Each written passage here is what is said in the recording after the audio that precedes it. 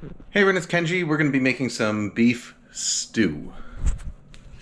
So this is not, this is just a beef stew. It's got some flavors in it. It's going to taste good. A little bit like a boeuf bourguignon, but I mean, you could transform this into a boeuf bourguignon or into a boeuf provençal or into a American beef stew. It doesn't really matter. The technique is the same for everything. It's just the flavors that would change. So I've got here a chuck roast. So you can see lots of intramuscular fat. That's the little sort of marbling inside the meat. You want that in a beef stew because that has fat and connective tissue. It's going to keep it juicy as it cooks, because even though you're cooking in moisture, it can dry out. So one thing that I like to do when I make beef stew is rather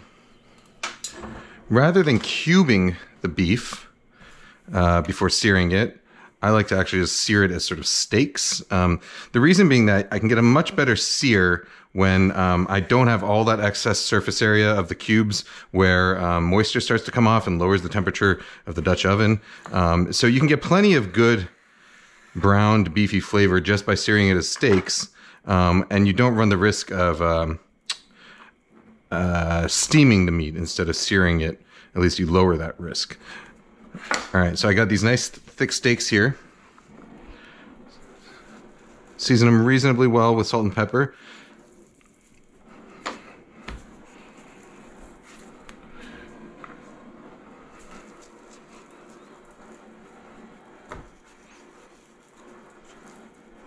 Okay, a little bit less than I would do if I was cooking an actual steak that I was going to eat on its own, because we are going to be adding some other ingredients here, and we can always season a little bit more as we go.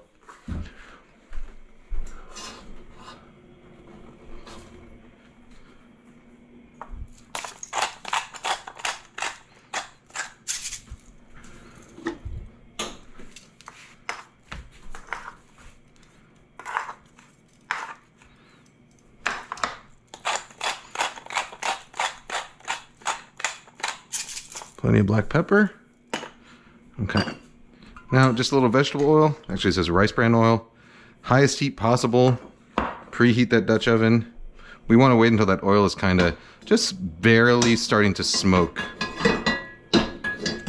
By the way, this recipe is basically the same as what I have published on Serious Eats, and I can send you a link to that. If you look in the description below, the link will be there.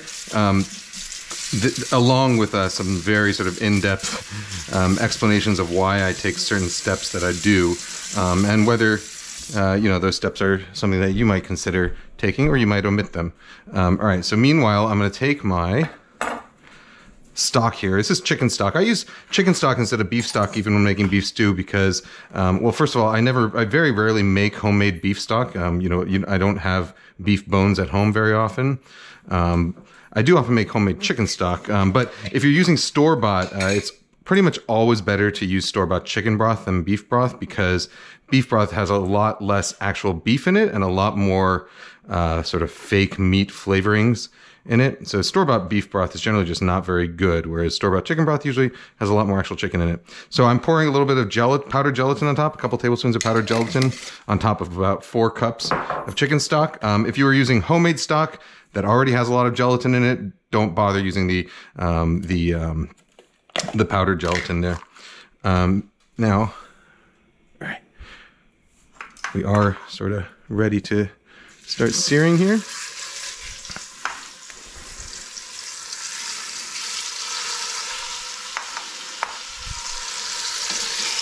We'll just nestle them in.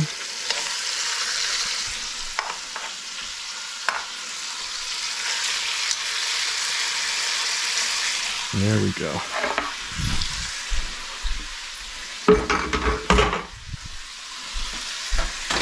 All right, so my stock is here. My gelatin is hydrated. So now what I'm going to do is I'm going to take my blender, and what we're basically doing is we're going to bump up the umami in this sauce. So we're going to add a lot of things that are sort of high in glutamic acid, which is what gives us that sensation of savoriness. So I got my stock. I'm gonna add a couple tablespoons of tomato paste. This is miso. I think the published recipe I have calls for maybe soy sauce and Worcestershire. I'm just using miso because I saw it in my fridge and I grabbed it. This is red miso. very high in umami flavor. And then a few anchovy fillets. So anchovies, fermented seafood in general, is high not only in glutamic acid but also inosinic acid, which sort of work in tandem to increase umami flavor. All right, now I'm just going to blend that all up. And don't worry, it's not going to, even though we're adding some anchovies in here, it does not taste fishy at the end in the slightest. You won't know that they're there. All you'll know is that the beef stew is much meatier than you expect, than any beef stew has a right to be. All right. Oops, I gotta go plug that in. Hang on a second.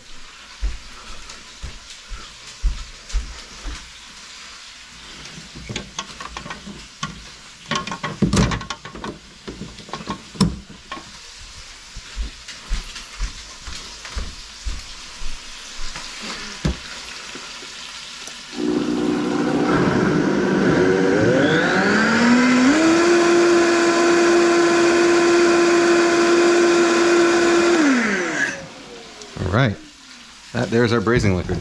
So now what we're going to do, so the final stew is going to have in it mushrooms, potatoes, pearl onions, and carrots.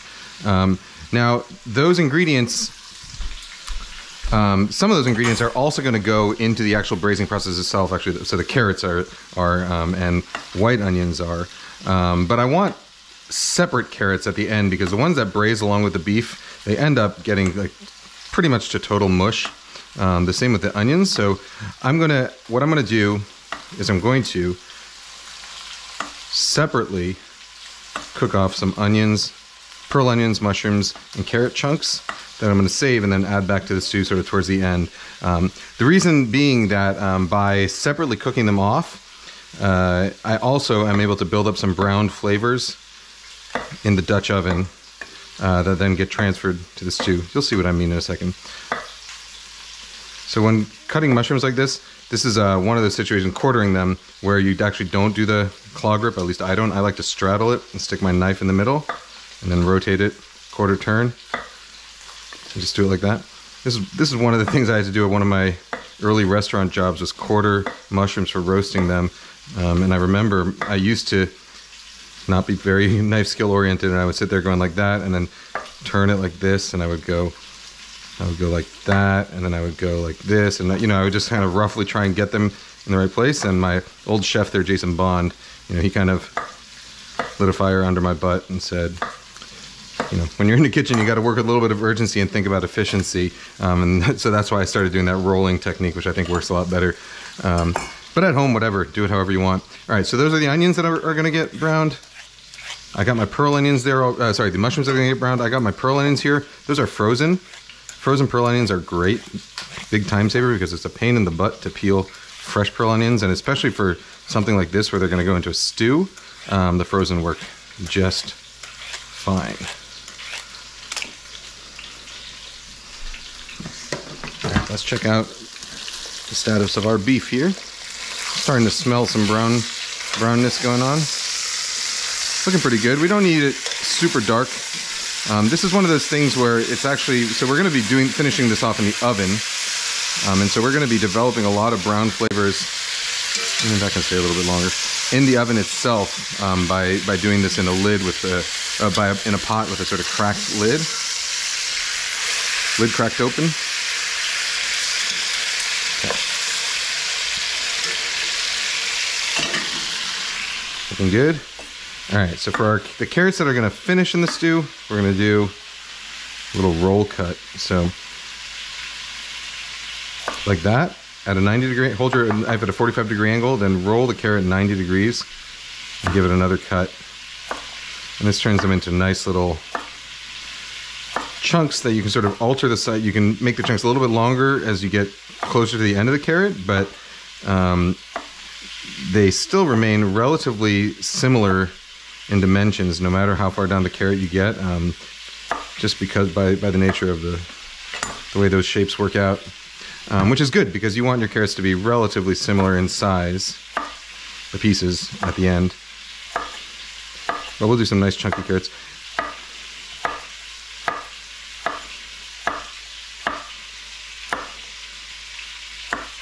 Okay. Those can go right in with our onions here.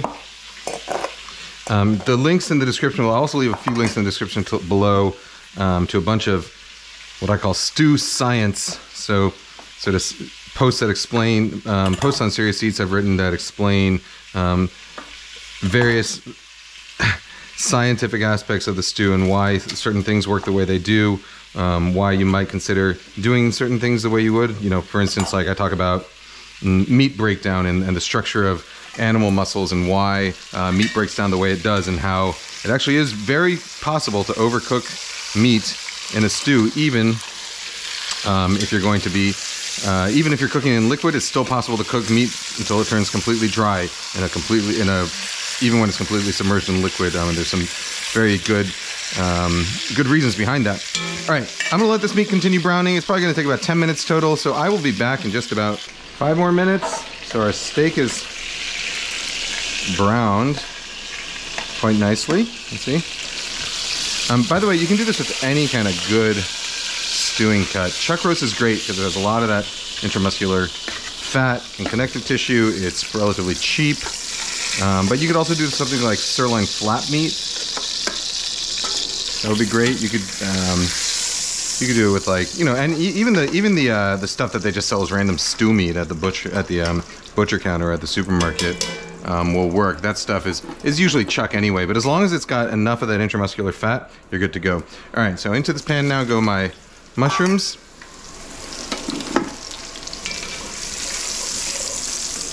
And I'm going to let those now saute until they're nicely browned.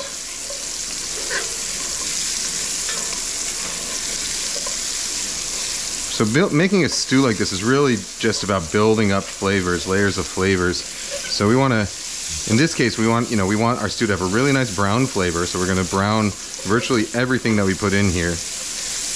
And all those flavors, we're not going to discard anything. Everything is going to end up going back into into flavoring the broth from the stew, and into the final dish. The only parts we're going to discard are the large chunks of carrot and celery and onion that basically give up all their flavor to the broth as it cooks. But all this browned fond at the bottom is gold. Good stuff. All right, so our mushrooms are starting to get a little bit nicely browned. I'm going to go in with my carrots and my onions.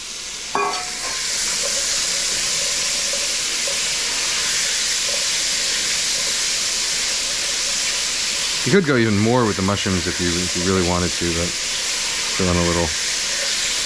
I got a sick kid upstairs right now who's waiting for me to go make her some tea or something, so I'm trying to, a little bit of a rush to get this in the oven. Alright, so we're going to let this sit and brown just a little bit. Meanwhile, I'm going to take the steak, so now that it's seared and really nicely browned, I'm going to cut it into chunks. Now, when you cut meat into chunks for stew, you always want to remember that it is going to probably about halve in size. So you want to keep it really nice and chunky. Don't go very small. Okay, something like that is good.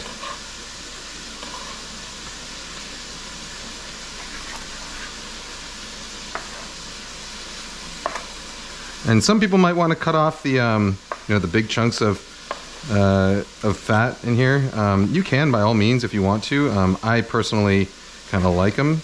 I like the way fat gets really soft and melt in your mouth when it cooks in a stew, so I leave it on. But by all means, do what you wish.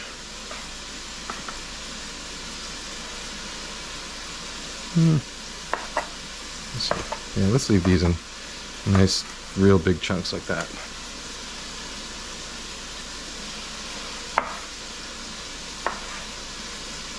That chunk of fat will be for me.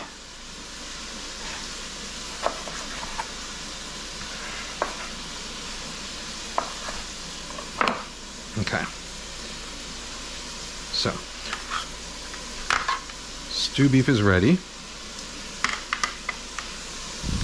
All right, so again, we don't want to lose any flavor. So that means even the juices that came out of that meat when we cut it, we're gonna get them all back in.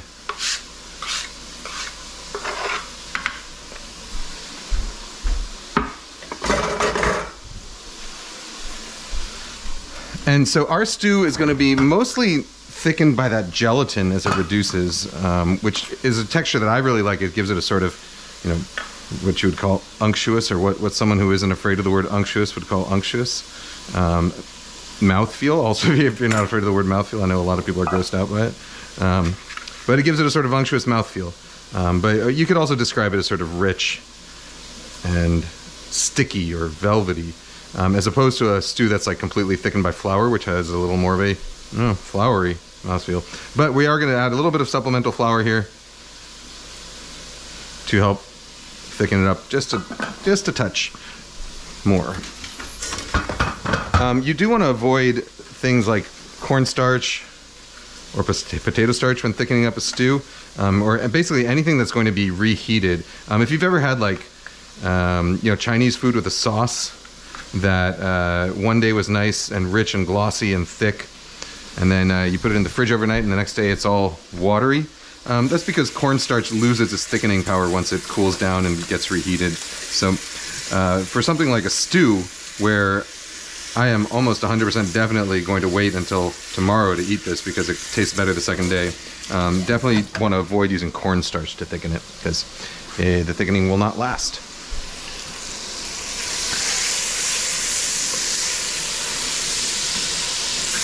All right, we got nice and brown there. So now we're going to save these vegetables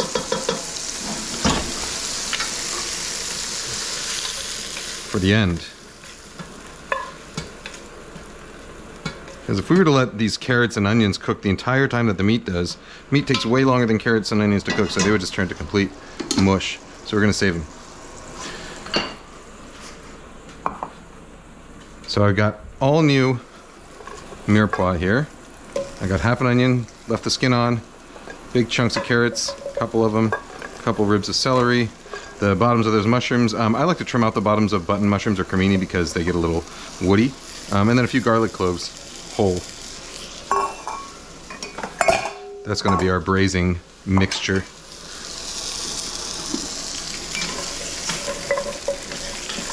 All right, I won't bore you with the browning here, but I'm going to let these get nice and brown. It'll take a few more minutes, so I will see you in a couple more minutes. All right, so I got a little bit of browning on that onion and carrot and celery going. If I go too much longer, I'm kind of at risk of burning this fond down there, so I'm gonna call it a day right there. So what I'm going to do now is return the meat, which has had a little bit of flour, just a couple tablespoons of it added to it. Get as much of those juices in there as I can.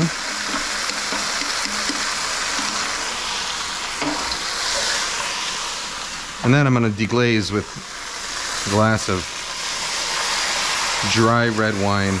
Any kind of dry red wine will work. So if you're not familiar with wine terms, when I say dry, and someone asked me this in another video, in my Bolognese video, when I say dry, I just mean very little residual sugar, so a wine that's not sweet at all. It's an orthogonal measure to say, like, fruity. A wine can be very fruity but still dry. Like a Pinot Noir, for example, can be very fruity and bright but still have very little residual sugar. All right, and so I'm going to use that wine to deglaze, which means I'm going to scrape up the brown bits around the bottom and the sides. Okay. And once that wine is about the point where we are now, so mostly about as evaporated as I think it's going to get before it starts to actually burn on the bottom again, I'm going to go in with my stock mixture.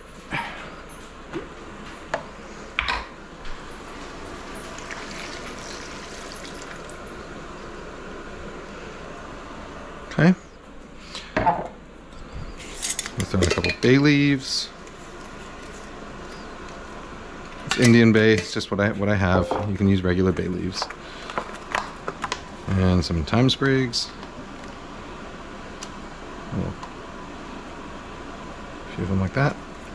If you want to make it easier on yourself later, You know, if you want to be considerate to future you can tie those time sprigs up into a bundle to make them easier to fish out later, but current me doesn't feel like doing it, and future me is a jerk anyway. All right. That is about it. So now what we're going to do is we're going to let this come up to a simmer, and then I'm going to transfer it to an oven. I have oven set at 300 degrees. The reason I like to do stews in the oven is a couple of reasons. One of them is that a oven is a constant temperature cooking instrument, whereas a stovetop is a constant heat output cooking instrument. So on a stovetop, when you have a large volume of stuff and there's heat going into it, it behaves a certain way. But if you have a small volume of stuff and you have the same amount of heat going into it, it behaves a different way. So as the stew reduces, it'll actually start to simmer harder and harder and harder, because the temperature will start to go up, and that's not what we want. We want the stew to maintain the same temperature the whole time.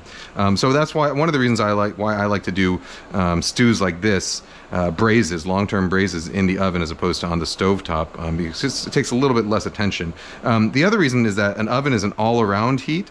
So a stovetop, you're just cooking from the bottom.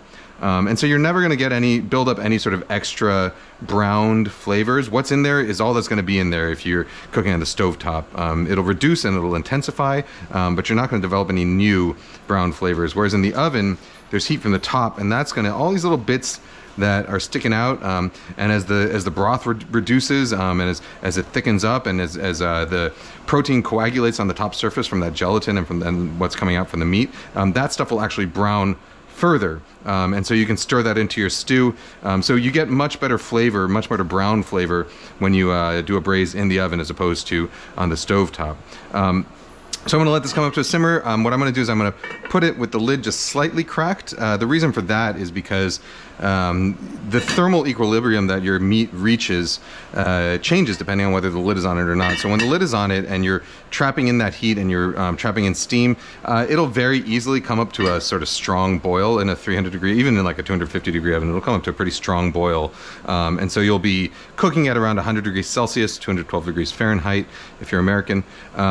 Whereas with the lid off, and there's sort of constant evaporation, or the lid cracked like this and there's constant evaporation, and that evaporation is allowed to escape, you get evaporative cooling. And so your meat, your stew actually ends up reaching an equilibrium at a relatively lower temperature. So with the lid off in the oven, you'll get to maybe a bare subsimmer, a bare simmer at 300 degrees, whereas with the lid on, you'll get to a hard simmer. And that actually makes a difference in terms of the texture of the meat at the end. So in general, the rule of thumb with braises is that the lower the temperature you cook your meat at, the more juiciness it'll retain when it's done. The trade-off is that it takes a lot longer.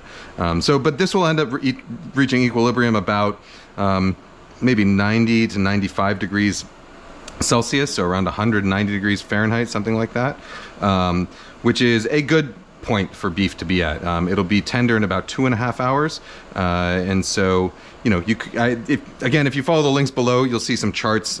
Especially if you have a sous vide device, you can really test this pretty easily to see how long it takes meat to tenderize at different temperatures and what the final texture and flavor differences are. But I find that 300 degree oven, lid cracked, nice steady sub simmer the whole time is a really good balance for beef stew.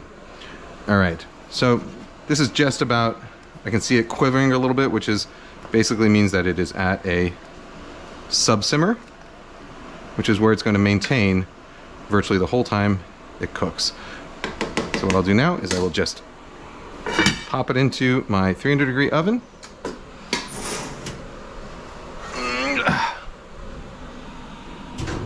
Crack the lid just a bit. Push it in. And then, I'll keep a very lazy eye on it. You can just completely ignore it if you want for an hour and a half. But I'll probably come in and stir it every once in a while just to get some of those brown flavors worked back into it. But in any case, I will see you all in an hour and a half or so, maybe a little bit less, but anyhow, I went for a walk and I came back. All right. And I stirred it once, maybe half an hour ago. All right, so at this point, let's pull it out. We're not done yet, by the way. We're about half done. But everything has been largely hands off.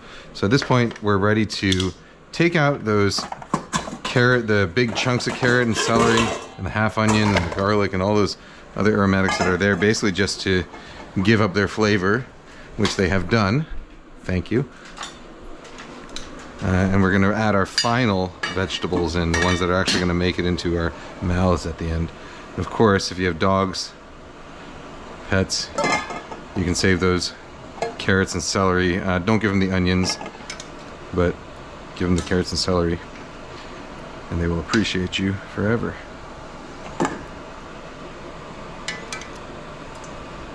Alright, so this is where present me says, "Damn you, past Kenji, why are you such a jerk and left all that time in here?" What I've found as I get older is that future me becomes present me much quicker than it used to. And that present me, future me who is now present me, doesn't always appreciate what past me has done to him. Whether that's leaving the time uncut or, you know, more important things. Like not exercising enough. Present me does not like that past me didn't exercise enough. I try to make up for it now. But I should have made up for it when I was younger. Alright. So, got most of that stuff out. It doesn't have to be perfect. I mean, it can be perfect if you want, but it doesn't have to be. And by the way, this smells really, really, really good. So I'm going to add my carrots and mushrooms and onions back in. I'll leave this on the simmer just while I finish cutting up those potatoes. I don't want it to cool down too much. You know what especially smells good is if you leave the house, which is what I did. If you leave the house and then you come back, so that your nose, you know, all the receptors in your nose that got used to smelling certain smells are no longer used to those smells, and so they're like all refreshed. And then when you get back into the house, oh my God, does it smell good? All right, I'm using Yukon Gold potatoes. You can use other types of potatoes, but I tend to prefer, for a stew like this, I tend to prefer kind of waxier type of potato. So Yukon Gold or even a red potato would be fine. What I don't generally like for stews is russet potatoes, because they will, they are starchier and they'll break down and they'll turn the stew kind of, I don't know, floury and cloudy. I already have these peeled. Oh, little eye.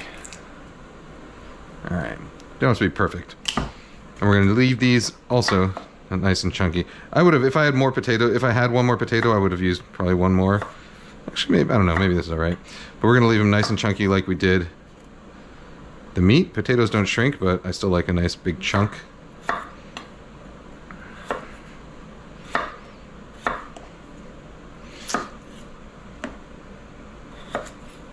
By the way, this kind of braise, you know, whether you're doing like a, you could use the same exact technique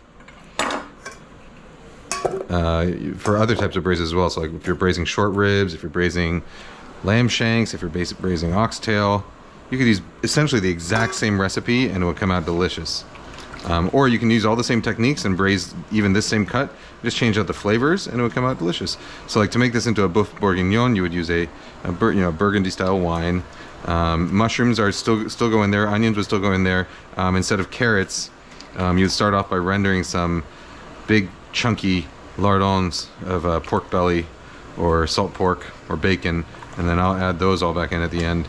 But same basic idea, same basic principles apply. Browning to get flavor, layering to get flavor, adding a few ingredients to enhance the savoriness, and then going relatively low and slow in a slightly covered Dutch oven in the oven. Oh, wow, that tastes good. All right, so this is going to go back in the oven now.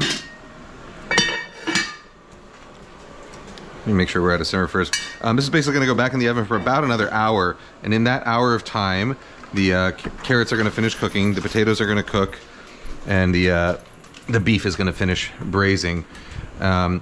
when you're braising beef, there's like basically 3 levels of breakdown you're looking for. So there's primary breakdown, where all the sort of real interconnective tissue and intramuscular fat starts to break down. But the beef chunks still kind of hold their shape, so they're nice and juicy and they hold their shape, which is where I like a beef stew to be. Then there's the secondary breakdown, where the stuff that's holding the muscle fibrils together starts to break down, and so the muscle fibrils shred.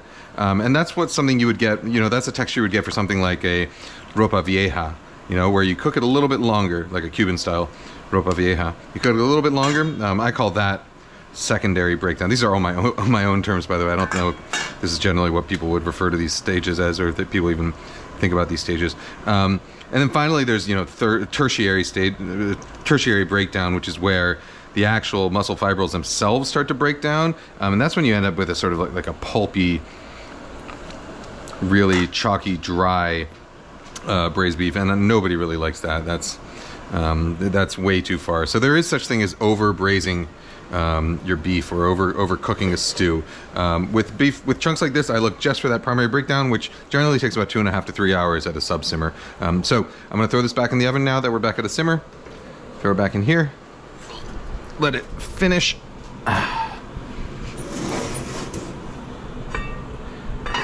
And I will check on it. I'll check on it after an hour and then see where we're at. And if it needs to go a little bit longer, I'll let it go a little bit longer. But hopefully we'll be done in about another hour, maybe an hour 20 minutes or so. Someone will look at the clock, I'm sure, and tell me exactly where. But let's see where we're at. All right, it smells good. Looks good. So you see how we get all this little extra browning going on from the air circulation in the oven.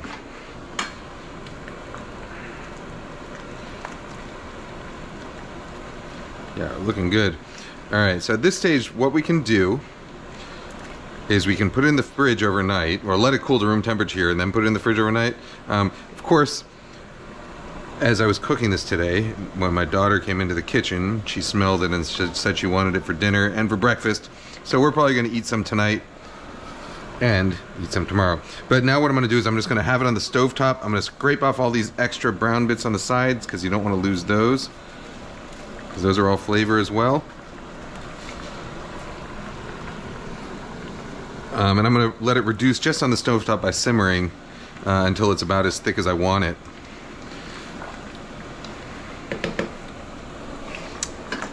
Yeah, here.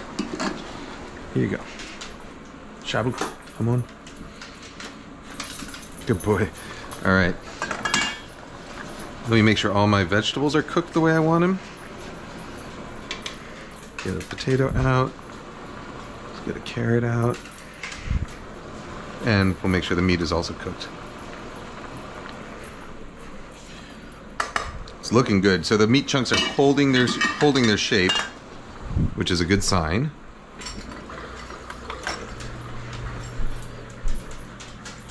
Carrot chunk. Perfect. Potato. Perfect. And beef. So it's holding its shape, but when we push it with a fork, it cuts right through. Oh yeah.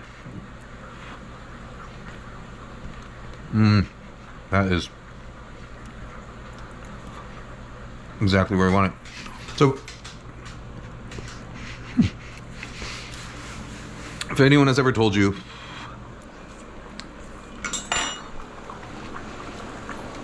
that you should cook a stew all day, they are incorrect. I mean, you can if you want. If you like kind of dry, stringy, chalky meat, by all means, cook your stew all day.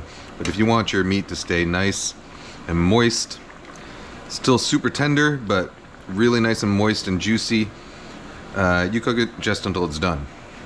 No longer, right? Let's pull out one more piece of that just to show you one more time. Nice meaty chunk here. All right, so it holds its shape.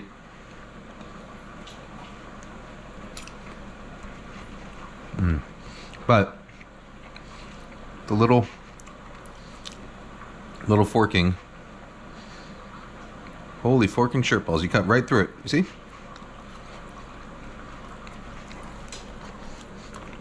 Tell me how this is, guys. No. Good girl. Good boy. Really good. All right, so the last thing I'm gonna do here, just because I know my daughter's gonna like it, we're gonna get our frozen peas. She loves frozen peas. I do too. I like peas and stew.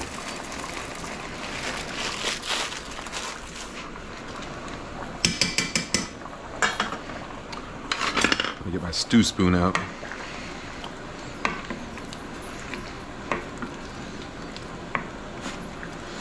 So you see how that's what looked kind of a little bit greasy and broken when I first pulled it out of the oven? With a little bit of a hard simmer and a little bit of reduction, it emulsifies into this nice, glossy sauce. And if you like it thicker, you can let it reduce more, or you can always add a little more flour than I did. I like mine to be a little bit brothy like this. Let me grab a bowl and I'll show you what we got.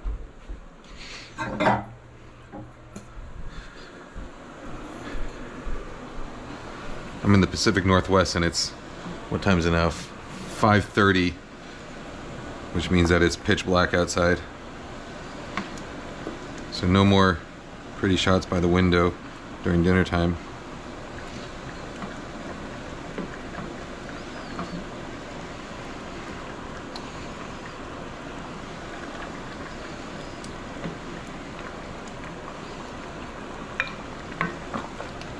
I'll grab some of those vegetables too.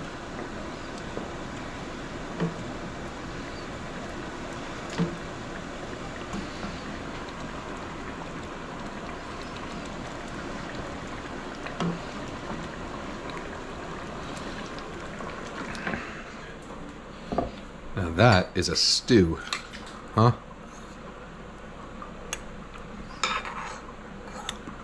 Mushrooms, carrots, potatoes.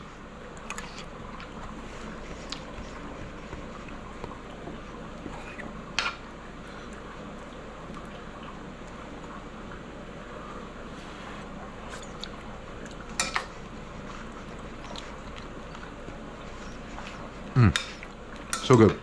All right. I'm gonna call my family to dinner. Guys, gals, non-binary pals, beef stew. I will see you next time. Bye-bye.